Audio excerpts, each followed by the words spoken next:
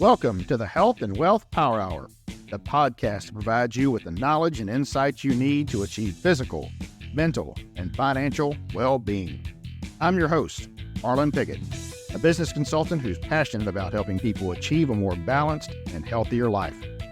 Each week, we'll deep dive into topics related to health and wealth, including retirement income planning, innovative healthcare solutions, alternative funded health plans, and specific actions individuals and business owners can take to gain control of their finances, have access to affordable quality health care, and achieve peace of mind. We'll also be joined by innovative experts who will share their knowledge and insights on prevalent topics. So, whether you're looking to grow your wealth or improve your health, you've come to the right place. Get ready to be informed, inspired, and empowered. Let's get started. And good day to you. It is time for another exciting episode of the Health and Wealth Power Hour. I am your host, Arlen Pickett. Great to have you with me and my awesome guest, David Sauers. Today, we're going to talk about entrepreneurship. We're going to talk about niche entrepreneurship and also small businesses in general. Not every small business is necessarily run by an entrepreneur. Sometimes it is a businessman who opens up many other businesses as well and don't even like to call himself an entrepreneur because he's a successful businessman. Whatever the heck that means. Well, this gentleman has started or co-founded a number of businesses, including a very, very innovative business 20 years ago called Royal Restrooms. Royal Restrooms. Well, have you ever been to one of those porta cans at a festival or a football game or how about a kid's soccer thing? Man, and things are pretty rough, right? Although I have to admit that the best name for one I've seen lately is called Honey Pot. That's an awesome name. I doubt very seriously if when you open the door, that's the smell you're getting. But beware the blue water. But you know what David did? He said, let's make a luxurious mobile restroom experience. And that is what Royal Restrooms is all about. That, along with a number of other businesses we'll touch on today, is how he has really become a well-known and well-respected entrepreneur around the country. Welcome aboard, David Sauers. Thank you, Harlan. I appreciate it. Man, I feel like a superstar already with that introduction. Well, I'll tell you what, anyone that can transform the restroom experience, the portable restroom experience, truly is a superstar.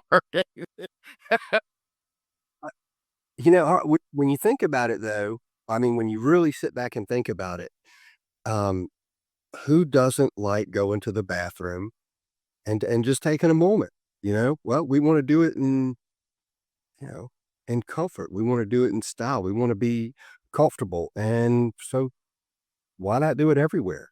It doesn't just have to be in your home or your hotel room. It can be in a Royal Restroom. Yeah. And it's one of those things that I'm making an assumption here that these are air conditioned as well. Oh yeah. They're all climate control. Yeah. And because it's not just how disgusting these things become over time. If you catch one of the porta potties, you want to be there first. As you go into a football game and you're out there tailgating, you want to hit it in the mornings, but not after the game. That's a bad, bad thing.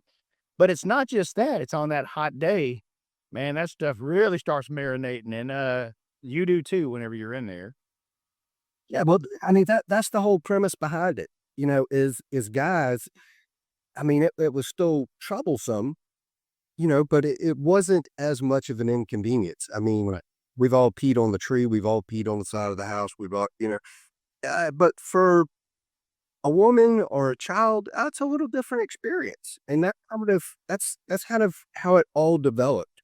The origin story of Royal Restrooms. I mean, actually nobody really at that time put a whole lot of thought into it. They just accepted the portable toilet. They accepted that this was not going to be a pleasant experience. It's just one of those necessities that are necessary. And out of that, taking my oldest daughter to a porta potty, and while she was potty training, was a traumatic experience. I mean, not the the poor little thing is I mean, that's got to be just mind-boggling. Like, what is this? Here I am. I'm already scared to go on the toilet, and now you're going to stick me on this bucket. And I mean, just terrible. Well, I mean, she ended up peeing on me because I'm holding her up above everything, and she peed all over me. There's nowhere for me to clean up. There's nowhere for me to doing. I'm just like, this just completely killed my entire night. You know, just from something that is as simple as a bathroom. Why, bro? Why is this acceptable, man? We're in the 21st century, and we're going to the bathroom like the freaking Romans did. Like, this is ridiculous. And so that's kind of how it evolved, and that was the process that kind of sparked the idea. So from the time that you had the idea, how long did it take you to really get it going? And I'm asking this question for a very specific reason, because there's someone out there listening right now that's got an idea, and they've found a problem just like you did. They saw something or something happened to them that says, you know what, I can fix this by doing this, but they don't even know where to start, David. So, kind of what did that process look like?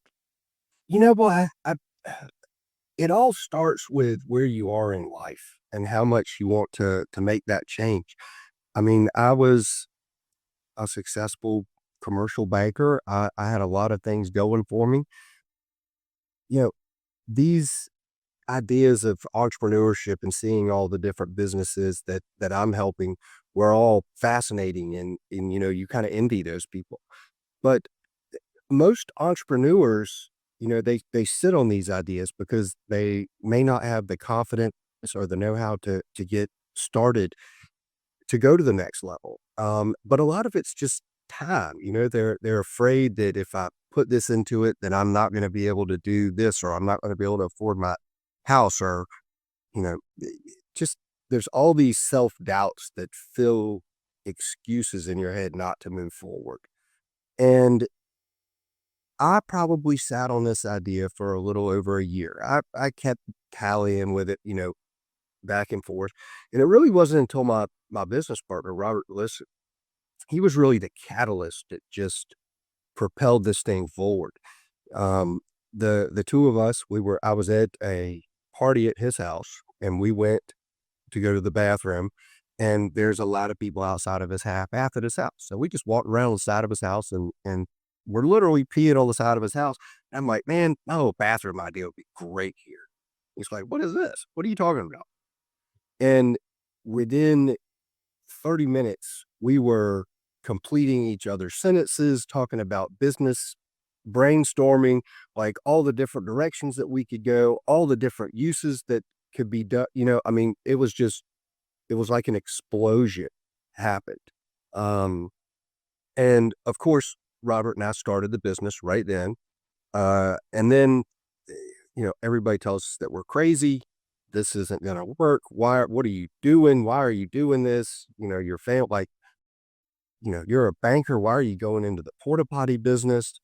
I mean, just, it's almost like nobody wants you to move out of their circle. So they want to hold you back, and they want to tell you all the reasons why it's not going to work. I mean, all the, most all small businesses fail within the first 12 months, or, there's only a 20% success rate after 5 years. I mean, all these people, and it's just like, man, are all y'all of a sudden business experts? I'm just like, none of you people are even small business owners are telling me this. Y'all are all in the corporate world working for somebody else. What's the real meaning behind this? Um, and you know, I don't know what it is, but a lot of times it's you've made that leap that so many people are afraid to do, and you put yourself out there, and you know you try something just a little different, and that's scary to most people. Is and I think that you know people feel comfortable when everybody is kind of doing the same thing. No, I agree with that. I can, my my own journey into entrepreneurship was, I won't say it was forced, but after 19 years in corporate America decided didn't want me anymore. They kicked me out of the door. And I was very blessed that that happened because they pay you just enough and give you just enough good benefits to keep you there. But when my daughter was born, she was our second child, and my wife went back to work for just a couple of days and said, "I can't do this. I want to stay home with my baby girl." I was like, "Well, that's fine with me, but what are you gonna do? Because you ain't gonna just stay at home." I'm not, at that time. Once again, they pay just enough for me to stay there, but certainly it's still two incomes. You got to have the two incomes. Uh, Now it just so happened that we also were very successful uh, barbecue competition folks, and we had done some catering, and so we started a catering business. She had worked in an industry where she knew a lot of pharmaceutical reps and a lot of folks that did business with doctors, and so to make sure that she still had a life, all she really did was I would cook in the evenings when I got home from work, and she would deliver food to doctors' offices, and my baby girl would go with her, or else she would get my mom and dad to come over and take care of her or whatever. Well, whenever I lost my job, I just stepped right into that role.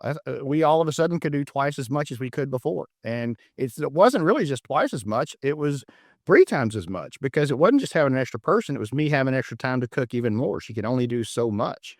And my mom and dad ended up coming working with us. My cousin ended up working with us, and it was a great experience for a number of years. But it's all because I had the mindset that I wanted to do it, but I was trapped. So I applaud you. You weren't trapped. You just had the idea and said, "To heck with it. I'm out of here, man." So I applaud that, David. Right. Well, well, thank you so much. I appreciate that. And, congrats on your success. And I have to point out that what you were talking about, it is amazing what you can accomplish when you put your full self into something. Like, if you hadn't have quit that, or if you hadn't have been let go from that corporate world, you wouldn't have given it all 110, 150% and produce what you could produce. And the fact that you did it, that is that scale that so many people are worried about. And it's that confidence. Like, if you put it all in there, you will get the results. And the other thing is, you know, use your resources, use your support, use your community. When you put yourself as, within the community and support the community will support you back. And I think that's so important that, a lot of small businesses miss. They get so focused on what can you give me back, but what can I give? What can I provide? Where how can I be grateful for the opportunity that I've had? And So let's it's all about turning that around. yeah, let's talk about that community thing because that is definitely one of the things that helped us be successful in that business. And we sold that business a number of years ago, and now we're in the benefits and uh, for for companies. So we provide very different benefits, not your traditional insurance benefits, but we actually create custom health plans where the employee actually has an opportunity to get zero cost health care, all the way from primary care all the way through surgeries, where they would have no out of pocket whatsoever for any of those services. That's a very different concept, but it's also a very grassroots that we have to get in a community and we have to talk to folks, whether it's chambers of commerce or various different places where I speak at, actually all around the country, talking about this concept because it's so different. Whenever when you don't have a big name insurance company on your card, people kind of freak out. But our whole mantra is access to healthcare. So that's the most important thing. And at the end of the day, that's what we found out most people want. But putting that in the community, getting people to understand that, and once again, giving, whether it's sponsoring things, sponsoring the little league team, sponsoring the health fair, whatever it is that you're doing, is getting out there and giving. So as you got this out there, so I have no idea what the answer to this is. As you got this ready, as you had the uh, you had the concept, now you've actually got one manufactured. Did you give it away in any way? Did you let different things people use it so that they could see what it was like to get more people interested? I'm just curious. Oh, well, absolutely. I mean, the concept of paying to go to the bathroom is almost like I'm gonna pay for ice in my drink. I mean, it was that foreign, like, what do you mean? We're gonna pay to go to the bathroom? It's kinda crazy, but, you know, you have to show people what they don't know they need sometimes, and like your insurance thing, you have to present it to them as, "This is a good thing, it's different than what you normally expect," but different doesn't mean it's wrong or it's right, it's just a different way of doing it. And so, yeah, that was a major part of our plan. Our first thing, the easiest thing was we're gonna do weddings. People have got a little money they can spend on stuff that way. And that was all fine and great, but it's like there's so many other applications. I mean, all of these festivals, all of these nonprofits, uh, even like you talked about high school football games, high school field day, or, just anything that's outside that you can provide a nice facility, our product should be accessible and available. And one of the things that Robert and I did and was we were all a part of boards back then, whether it be Junior Achievement, March of Dimes, Susan Komen, what we were all scattered on all these different boards. And so immediately the first thing that we all did was, we're going to donate the restroom trailer to these events. And it got us out there in the public eye. These are big spenders. These are nonprofits and these are helping out that community. But we wanted to be a part of the community in more than just serving on a board. We wanted to give back. And by doing that, we expanded a lot of these events. People stayed longer. Um, People mentioned it more. It created a better environment. But the greatest thing is when people used our facility, going back to Royal Restrooms, when they sat down on our toilet, they don't want to go back to anything else. So, we locked in a lifelong believer from the very first go. And, that really, change things. And of course, as events go and weddings and stuff, oh, well, if the film festival is having restroom trailers, then the Christmas festival has got to have restroom trailers, and our parade's got to have restroom trailers. And, nobody's going to be outdone by somebody else. And that's kind of one of the beauties of kind of a small to midtown city. So Savannah was a great launch site for us. Um, and Robert and I had a lot of success. It was moving, and one of the things was in our first year we got put up for nomination for Small Business of the Year because we had been so actively involved in the community, even though we weren't making any money.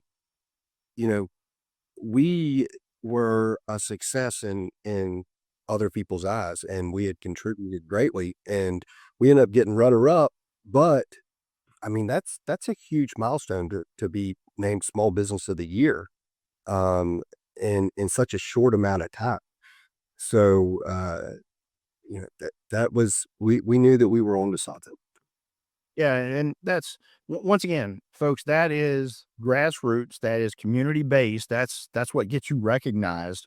And I mean, that's what it's all about because I love what you said there and the fact that it does become one of those things. Well, oh, well, we got to have one of those kind of restrooms because that event was so successful, and if we don't have one, what's going to happen?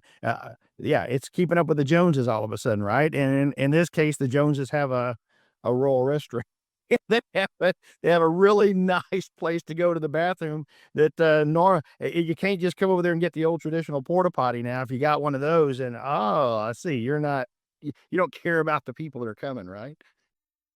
Right. Well, I mean, and you think about things like the children's book festival or the things like that that you know it is we have help expand that so much because people bring their families there. It's clean, it's sanitary.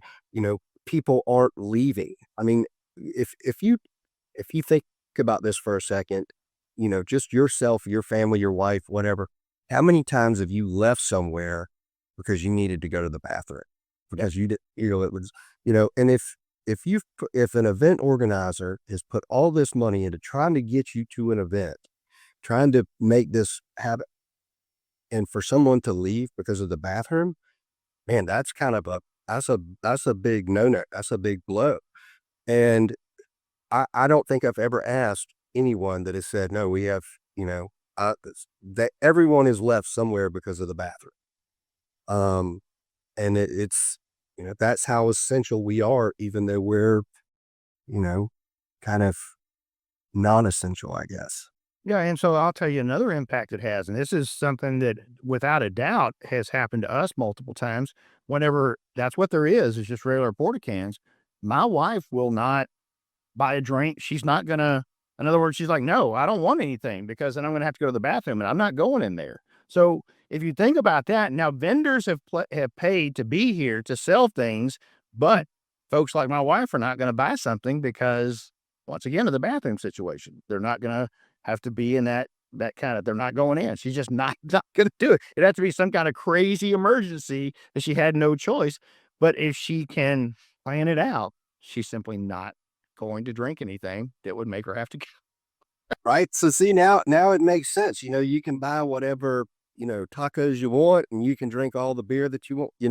And and when you put it into perspective like that, it's a great business, and it's a good business model. And we kind of create that entire ambience that you don't want people to talk about, but we complete it. Yeah. All right. So let's go back to what you were talking about at the very beginning, and that is the pressure from contemporaries and also from family, from you stepping away from what you're doing and saying, what is wrong with you? Have you lost your mind? And not just this, but this isn't even what you do, right? You're a banker. What in the world are you doing over here starting a small business? Now, what they probably didn't understand is as a banker, you dealt with small businesses all the time. So you had a pretty good understanding of small businesses in general because you are a commercial banker, right? So it's kind of a funny deal. You had a little bit of insight just because of what you did, or you probably had a pretty good insight. But who supported you? I'm curious. Who supported you? Who said, you know what? I understand this is crazy, but dude, go for it. I think you've got it. I, a lot of that was Robert and I pumping each other up, but our wives supported us, the most. They were the ones that, got behind us and said, "We believe in you." And that was, at the time, that was all that we needed to move forward. I remember Charlotte looking at me, and she's like, "Well, you've got two small children, you know, if you think that we can do this and manage and provide for them and not throw us out on the street, I'll do whatever I can to help you." And that was the same with Julianne, with Robert. We had you know, that intimate family support that we needed to move forward. Um, you know, Outside of a few people that just kind of said, this is crazy, but, laughable. And if anybody can pull this off, it'll be you. Um, and the people that got behind us from outside of our circle were the ones that used the restrooms the first time. They became big believers, and that support really helped us out. And it was almost like, because we were helping out certain events like nonprofits and help propelling them, we got an added boost. Like, not only are we kind people, not only are we, supporting the community, but this is a great product. This is a great idea.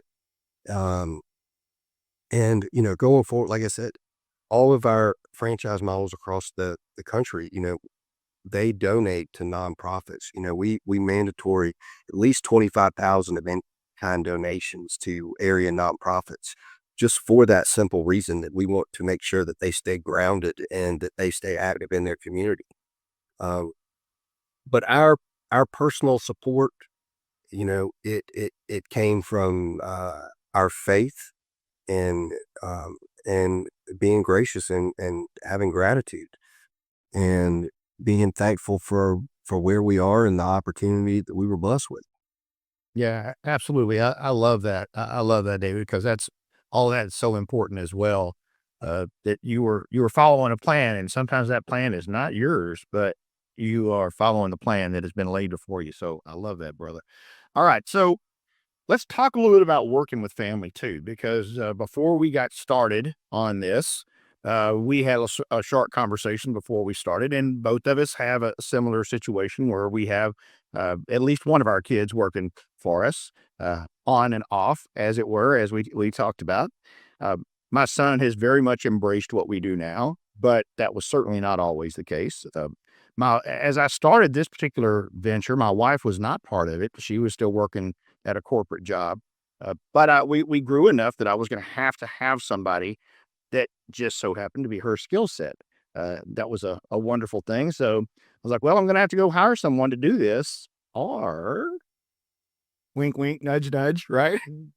And sure enough, she stepped away, and it's been over 5 years, and everything is moving right along. She definitely compliments me in many, many different ways because I am not a detailed oriented person, and she very much is. She is the keep us on the pathway because I got a new idea, and here we go, wee kind of guy. So that's definitely I'm the one who's very spontaneous, and she's got to keep me grounded, and so we complement each other very, very well. But you have had experience with working with family as well. So talk a little bit about that and some of the dynamics that occur and have occurred with you guys.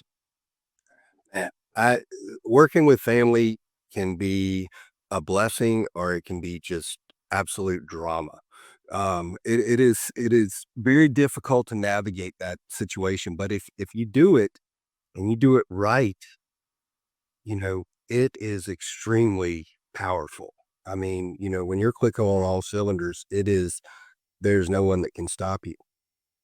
And, my wife, Christy, I got unfortunately, entrepreneurship does take its toll, especially when you are building a business and sometimes you lose track of everything and you think what you're doing is the right path. I got divorced back in 2012.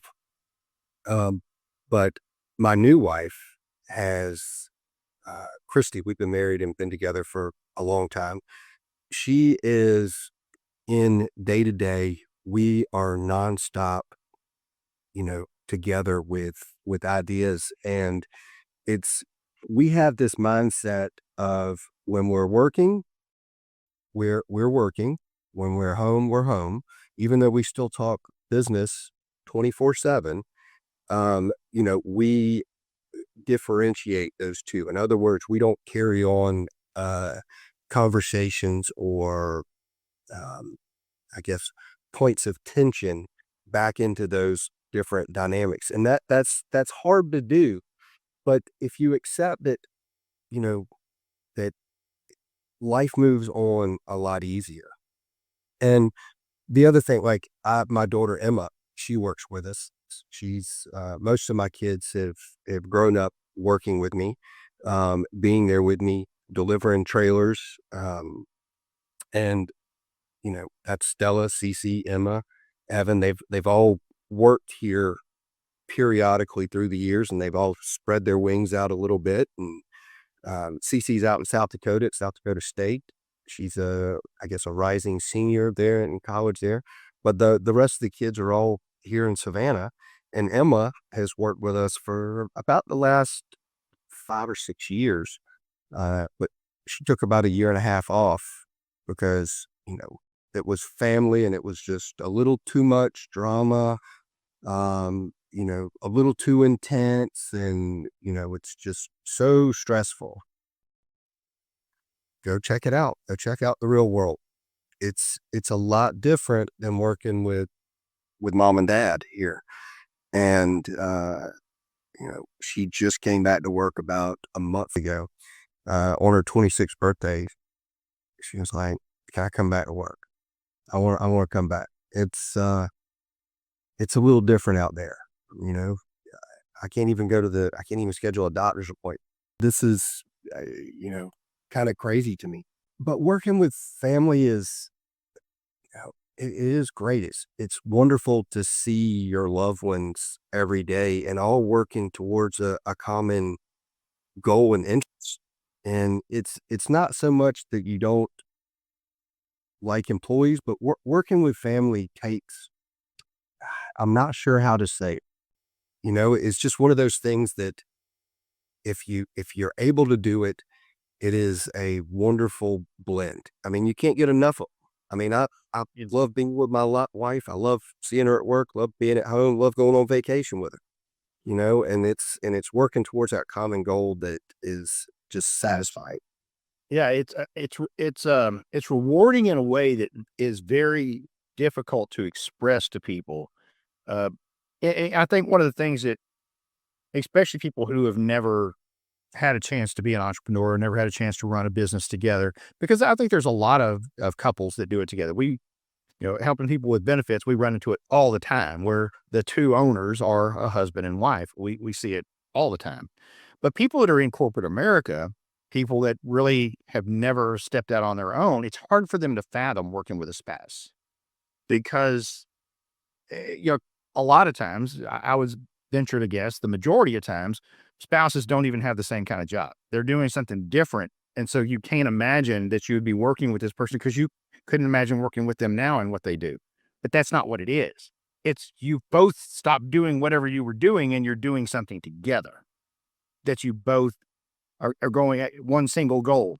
That's what you're doing. And that changes things. That changes that dynamic because now you're working together. As you mentioned, you're working together while you're at work and while you're in family time. You're all working towards the same goal. And that changes everything dramatically. It does, but it creates such a more stronger bond. I mean, you know, from intimacy to personal relationships to, completing each other's sentences and thinking about what's it. Like you said, my wife is definitely my better half on completing my set. Like I can think something, but that's not what comes out of my mouth.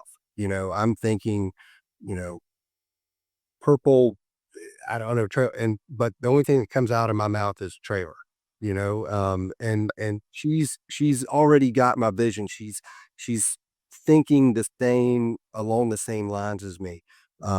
It's kind of crazy where you can go with that. And when you start playing off each other and building, I mean, it's so much stronger and faster that you see that vision clearer and you know where you need to be.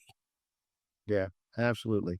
All right. So let's shift gears a little bit. Talk about some of these other businesses that you have, because one of the things that I noticed is that you have focused on a lot of different niches. So there's a lot of different unusual things, obviously. Uh, you would think they would be more commonplace. I mean, if you really think about the Royal Restroom idea, I mean, why wasn't that already a thing, right? Kind of like you were saying, 21st century, what are we doing still going in this big giant plastic can? On a 100-degree day, it's 130 in there, and it ain't no fun to be in there for anybody. But you've also touched on a number of other different innovative and niche markets. So talk a little bit about those. And I'm in particular interested on the idea where it came from for the Kruger bush campers, because that is, I'm not an overlander person, but that is just one of those, well, of course. What a great idea. People like to go out there in the middle of nowhere, and you darn sure can't take a regular camper out there. There, that thing you'd rattle every single part of that thing off. When you opened it up, well, if you even got anywhere, everything would be on the floor and pieces of furniture all over the place. I can't even imagine what it would look like. So talk a little bit about that and then touch on some of these other ideas and other companies that you got going on too. Right. So, thank you for bringing up Kruger Busch campers. That is more of a hobby and kind of a passion, as entrepreneurs, it's hard to hobbies are my businesses. I love doing the, you know, business. I don't have many other things that I get to go and do. And Kruger Busch Campers came about because we went on a safari in Africa. We went to South Africa, Botswana, Zimbabwe, and Zambia, and we went through Kruger National Park. We went the Limpopo region. We hunted, we camped out, we just did this overland safari, and it was magnificent. It was wonderful.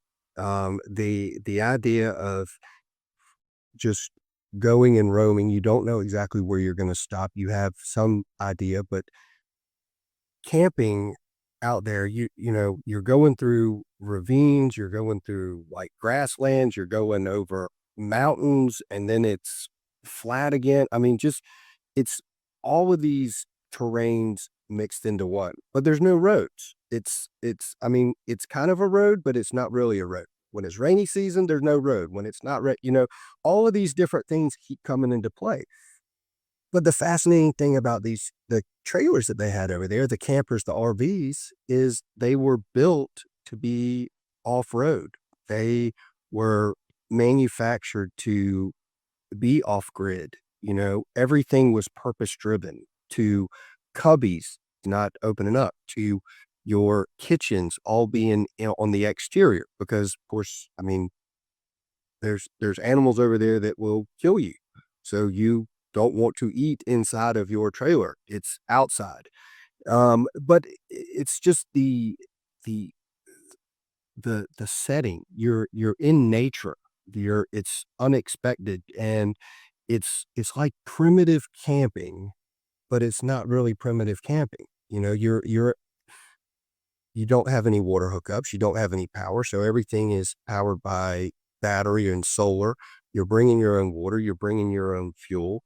Um, the RV, that is where you pack your gear and you put your head at night. Everything else is outdoors, from your kitchen to your showers, your campsite and the environment around you is your vacation. That's what you're there for. And in America, all of our RVs are set up like a mini condo. They're set up to get on the road, go 75 miles an hour to a destination, and you stay at a campsite or a KOA.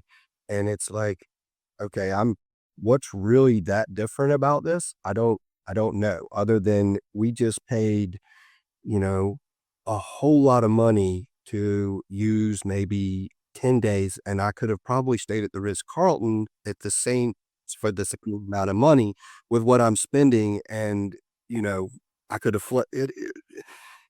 anyways, I came back and I'm to Savannah, and I'm just like, "Man, there's gotta be something like this over here." Well, there's just really not anything available, and I'm like, "Man, this is like a lifestyle." It's like, if we build these campers, you know, make them more marine molded, so it's not duct tape and staples and cardboard, but everything is marine fiberglass to withstand the beating, and everything is purpose built to be off grid, to to be at the top of that hill where nobody else is around you. There's no one around you for miles. You're the only one that's camped there except the hiker. Uh, it is, it's been amazing and fun, and I have thoroughly enjoyed doing this, and it's like sparked a new level of energy in me. I'm 50 years old, but all of a sudden I'm like 25 again. I'm able to be out there doing these things that I wouldn't necessarily be able to do, or I wouldn't want to do, because I'm not going to go set up a tent somewhere and not have some of the amenities that, that I'm accustomed to right now. I mean, I don't want to sleep on a sleeping bag on the floor, uh, and mess with the elements. And I don't want to spend 3 hours setting up my campsite. You know, these trailers that we built are, you know, we pull them wherever we need to. They'll go wherever the vehicle that we're towing can get us to. And we can set up in 15 minutes and we can be done. We can be fly fishing, we can be hiking, we can be kayaking, we can go do what we want to do. And that's kind of the purpose of it is for those people that want to be out in nature and kind of that grassroots adventure, which is so different than what is being sold now. So, like Royal Restrooms, I've got an uphill battle changing people's mindset with these campers, but I think it can be done, and it's like I said, I'm having fun doing it, and it's quite enjoyable. And the people that we've sold trailers to, I mean, we've had remarkable stories, from them. Most of them are hunters or, off grid or hardcore adventure people. But I really think that the segment of people that will eventually buy this is someone like me and you, someone that wants to go do these things and, it not cost an arm and a leg. But also these campers are durable. They're not, they're going to be a generational camper. They're not going to be here. I mean, they're not going to be like the campers today. It's made like a boat. It's not going to rot. It's not going to tear up. If it tears up, it's probably because you've hit a tree or, fallen into and, uh, um, you've done something. It's probably user error. Well, that's great, man. I was really interested in that because it is a step away from the other ventures that you've gone with, because everything else, of course, including the Royal Restrooms, are all more event. Whether it's the TV setups that you do, the bar setups, or even the concession type things, they are obviously all kind of in that market where you're going for big events. And so I'm sure you saw needs there. And I'm curious if after Royal Restrooms took off, as it were, and you're at all these events, was it that experience of being at these events, of going to these events, of taking equipment to these, that all of a sudden brought up the ideas of the other businesses that are for these type things? And you can talk about each one of those too. Your pitch perfect TVs, your Savannah bar carts, and then of course your Erie Transit trailers. Yes. So absolutely. All of those kind of came up. It's been things that I've wanted to do. And when COVID hit, we had a lull with everything and people were panicking. And it's like, you know what? I've got my little black book of ideas and things that we've seen. And we're approaching that 20-year mark. And is my role, the way I see it in Royal Restrooms, is it is to build the brand to kind of continue to be out there. But while my franchise owners, my office owners are doing their day-to-day stuff, they're worried about what's going on today. Well, I need to be worrying about what's happening 5 years down the road, 7 years, 10 years, 15 years, to make sure that we maintain that premium spot. And a lot of rural restrooms, we've always considered ourselves not necessarily in the portable sanitation business, but in the event services business. And when you've done thousands of events and festivals like we have, from weddings, you you tend to see what's going on all over the place rather than just your small segmented area. And when we go to NASCAR, or we go to a horse race, or we go to graduation ceremonies, or when we've done movie nights, you know, high definition TVs, the portable TVs, that's a niche that we could fill. We're already providing the bathroom, we could provide the TV. And these two things could possibly feed off of each other. And we're able to offer it at a lower price than that's great. It doesn't our these secondary businesses don't really change Royal Restrooms business model or footprint, but those small businesses are hopefully what I'm going to have as feeder companies in addition to Royal Restrooms and spread out nationwide like that. So I'm not necessarily diversifying Royal Restrooms' main goal of providing restrooms, but it's kind of that upsell, you know? Or maybe someone is doing a movie night and they're looking for an LED TV. Well, we have the opportunity to sell them on a restroom trailer. But it's things that we've seen across the country that I felt like we could do a better job at. Like our beverage trailers, our bar carts. Um, we see events all over they're lugging coolers out there. They're packing up at night. They've got a 10 by 10 10 or a 12 by 10, they've got this makeshift bar. They've got all this stuff. Well, how much work and effort or have they put into this? How much does that cost them? I can just rent them a fancy trailer for probably half the cost. So why not do a bar? And we get to close it up. They can lock it up. They can keep the liquor in there. They can do whatever. And they've got functioning seats. They've got air conditioning. They've got refrigeration in there. None of this is all just out in the open into the elements. So, it's taken off in some ways, but not as well as what I thought it would be. But we're playing in other markets. I've got a office, what we call an office trailer. Um, I'm calling it Quick Space because we've used it at festivals for small, um, offices for tents. We've used them as changing rooms. We've used them at security offices. We've had them at bunk trailers, but also just a small office. It's got a small little kitchenette in there and a little bathroom, but it's just an open space that allows you to do whatever you need to, but it can be brought in and out fairly easily, trailered in and out. But it's also its own power source. So it's run off of battery and solar. So you can put this thing in an area that you wouldn't otherwise be able to do. So even from a medical tent that you see at a festival, this is the perfect opportunity. It's air conditioned. They can treat people. It's a little more private and secluded. That's just one of those things that we're playing with. We've got some refrigeration trailers that we're testing out as well, because Royal Restrooms does a lot of business remodels, which could be from, your Longhorn Steakhouse. When they're remodeling their bathrooms, they may have to do a kitchen. Well, at that point, we have bathroom trailer. We have refrigeration trailers and so forth. You mentioned as well, y'all like to hunt. Hunting clubs use the refrigeration trailers during hunting season. That's just so there's all these small little segments that, I guess maybe mom and pops or bigger cities have that I felt that we could add to that market and create just a little more revenue.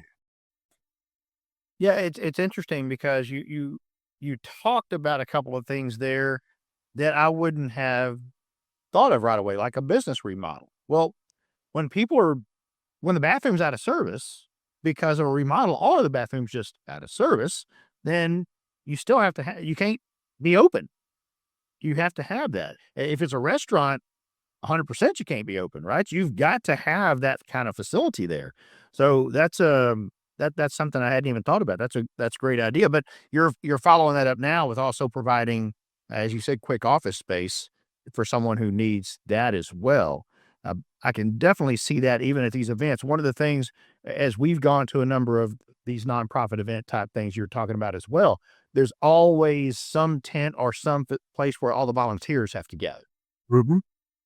And there are times whenever that is an afterthought, it seemed like, because it was not very well set up, or sometimes the weather, because some of these events, it doesn't matter, it's a rain or shine type event, and it's not always the best place. But this is a solution for that, because then it wouldn't make any difference what the weather was like. Yeah, I mean, absolutely. I mean, when you start thinking about all the things that you're lugging down and from a space time, you're able to lock up trophies, you're able to lock up gifts, you're able to store your secure information without it just being completely exposed. And time is money now, and efficiency is so important in today. And when you put the right assets in place, it makes everyone's life go a little bit smoother. And when you evaluate the cost, it's really not as much of a cost as what you think when you consider people's time. Yeah. So at some point, when you guys started this thing, you were having success locally. You decided that the business model that you were going to go forward with to grow the brand was going to be a franchise. Why did y'all decide that? And how quickly did that take off? And I believe that you have 50 or more across the country now, but I'd like to hear a little bit about that journey because that's different. Not everyone chooses to go that way. I'm really interested to know why y'all chose a franchisee direction.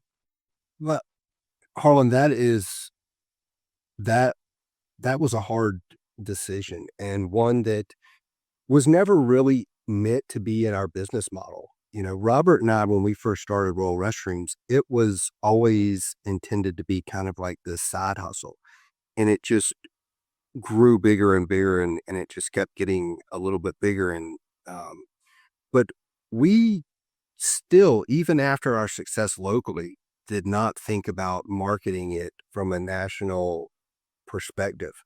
It wasn't until somebody came to us from a wedding experience that they went to, and they were just blown away. And his name is Andy Christian. He's out of Gainesville, Florida, and he came up and attended a wedding, and he said, "Florida has nothing like this. I want to do what you're doing, and I want to do it the same way that you're doing it. I want the name. I want to be on the website. I want to work together, and I want to bridge the markets, and we can collectively market the state." And so we started out as a license. It's crazy when you start this, and you're learning, uh, you know, you're not sure how to proceed. And it's also that, you know, money, how much money do you want to put into something? How much do you want to invest in it? We hadn't even really thought about going this direction. But now, okay, let's do this. Now, what do we need to provide support wise and from a marketing standpoint, outside of our territory, just other than a website? But Andy was our first office owner, and we sold license. Well, after that, we went to Seattle, Washington. We came back to Atlanta.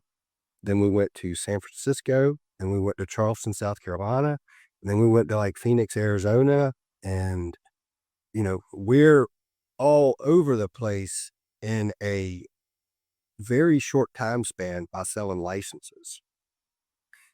And it was like, this is the greatest thing in the world.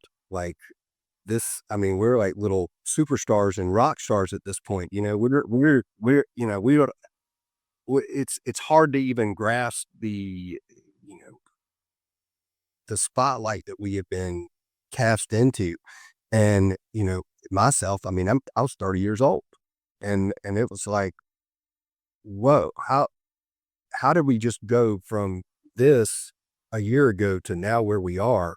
And it's like, flying all over the country, going to wedding shows, and it's, everything is so new and wonderful, and it's like all this praise, and you're brilliant, and you're a genius, and it's like, your head's just getting bigger and bigger.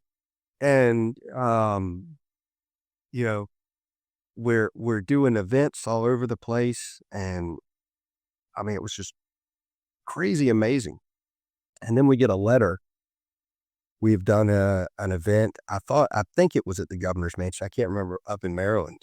And we had a sticker on our trailer, a bumper sticker that said, "For business opportunities, call." And we got slapped by the attorney general for marketing what is not a license, but was in their minds a franchise. Because we dictated quality control, we collected a fee, and it wasn't just name usage. So we were forced into becoming a franchise. Okay. And that is very expensive and it is very time consuming. And when you open a franchise, it is a different business. It needs to be a separate business. It is not like running your own Royal Restroom business. It is an entirely separate entity and it needs to be run as a separate entity. And for so long, we did not grasp that. So, um, every time we had originally put a little bit of money into it, it just, we just, we couldn't go full in because it is expensive. It is very expensive to broadcast that you're a franchise and to sell a franchise and to hit all of those marks to be, considered something good, even though you have a proven model. And one thing about being a franchise is you're providing a blueprint, you're providing that support, and you're saying, if you follow this, you know, you should have a successful business. But the element in there that so many people miss is you have to put in the effort. You have to make this business be successful. You have to do your part. And so many people that want to buy a franchise, they want to buy it and they want to own it and they want to talk about it, but they don't want to put in the necessary work. Right. And that's a hard, that's a hard thing to balance. But being a franchise, that was never our intention. We got forced into do it. As a lot of people are like, "Oh, I've got this great idea. I want to franchise it." Slow down. It is not always cracked up to be. And the thing is I have great, I've got great friendships with with all these people. It's like a big family. Um, but in a family, you have chaos and drama sometimes. And that is what your life will be like. It will be high fives and then, pouting. And what are you doing for me? Well, what are you doing for me? What are you, and it has that back and forth. Well, did you do this? What did you do this? Okay. Did you try this? No, no. Okay. Well, why are you asking me why you're not doing this? And it's a very back and forth conversation. And, at some point you just have to smile and grin and bear it and figure out a path forward because we all have the same goal. No one's working against each other.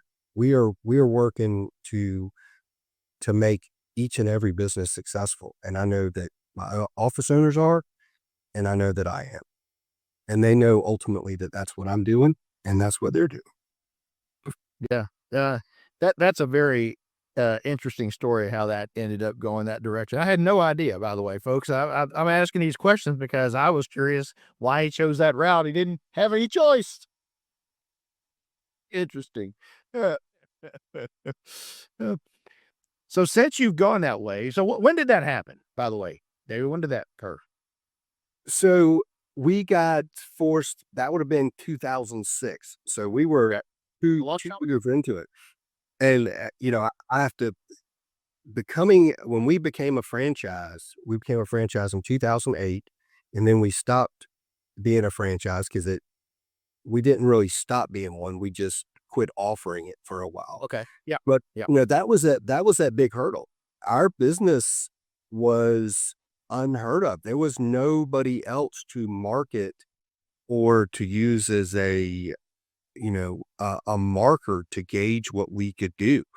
So, there for a time we were like, are we going to be able to be a franchise? Like there's no, there's nothing to gauge what we do or how we've been successful in the market. So when we did, it was exciting and a blessing of course, when we finally became a franchise in 2008, the bottom of the market was falling out. Maybe that was 2009. I can't remember what it was. 2000. But the biggest thing that hurt us was we were not allowed to have any contact with anybody that called us or emailed us about a business opportunity. And when we sat back and looked, when we finally became a franchise, we sent out like 870 emails of people that had physically replied through the website to become a franchise. And we could not respond to them for 16 or 18 months. And that was a huge gut check.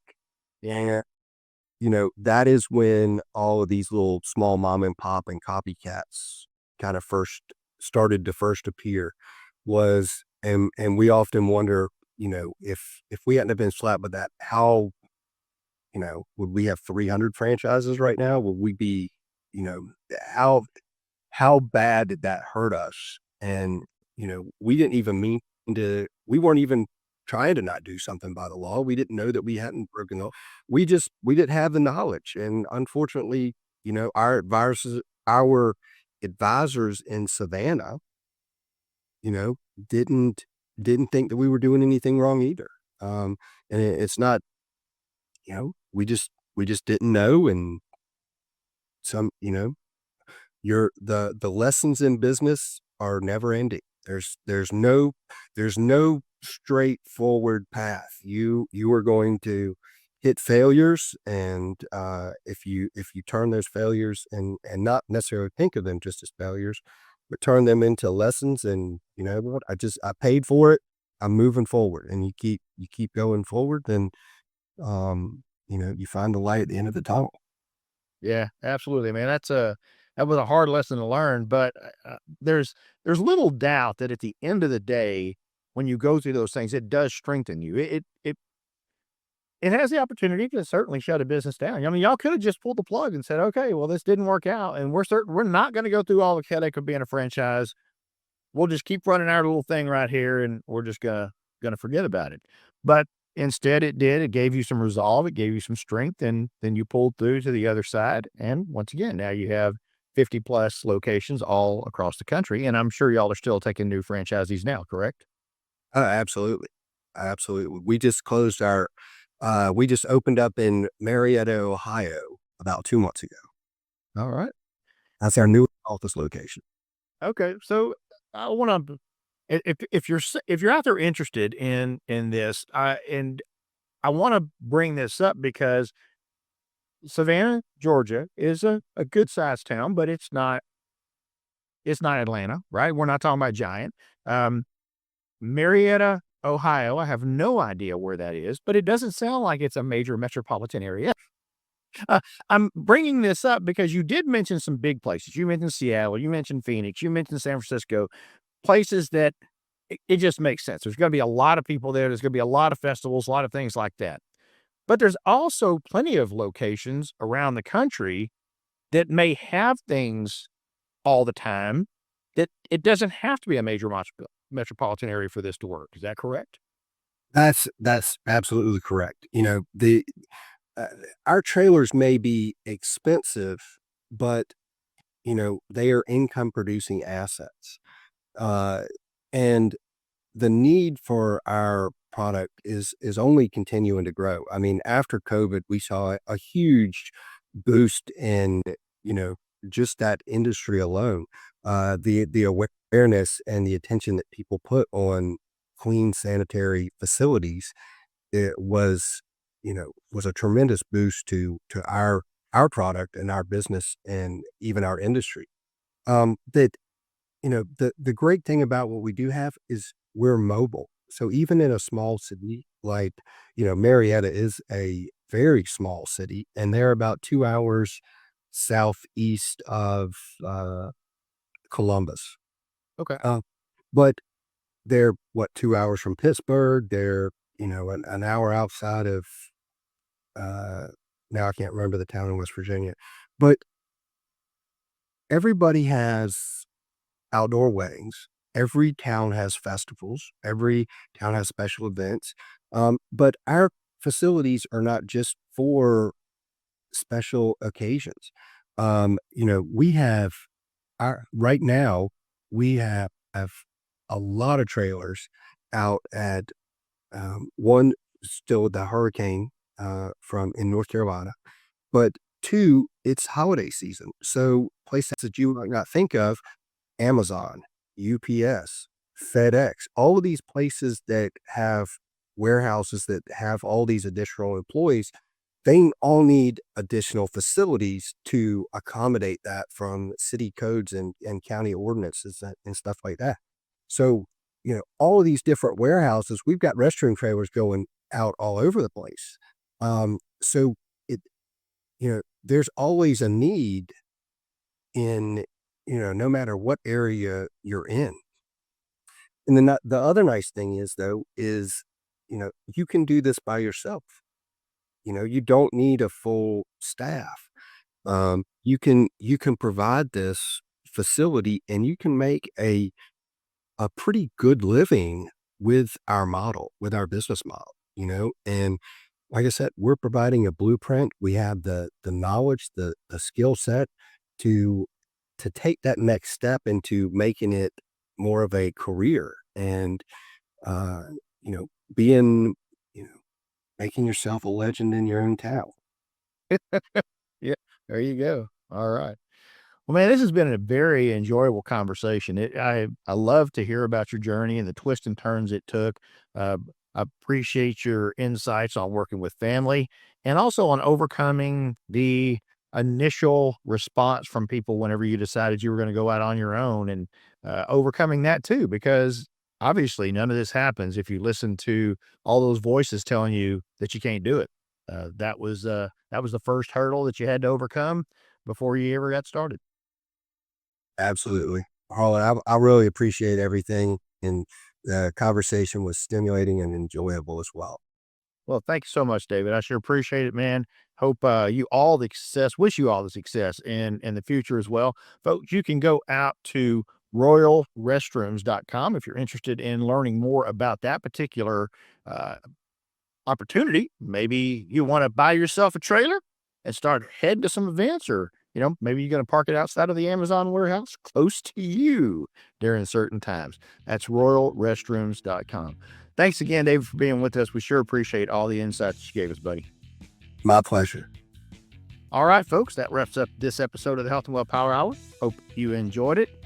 Don't forget, if you want to follow all the other crazy things that I do, reach out to me on LinkedIn and connect. Be happy to share all the ins and outs of what happens in the crazy world of healthcare with you. Catch you next time on the Health and Well Power Hour. We are out of here.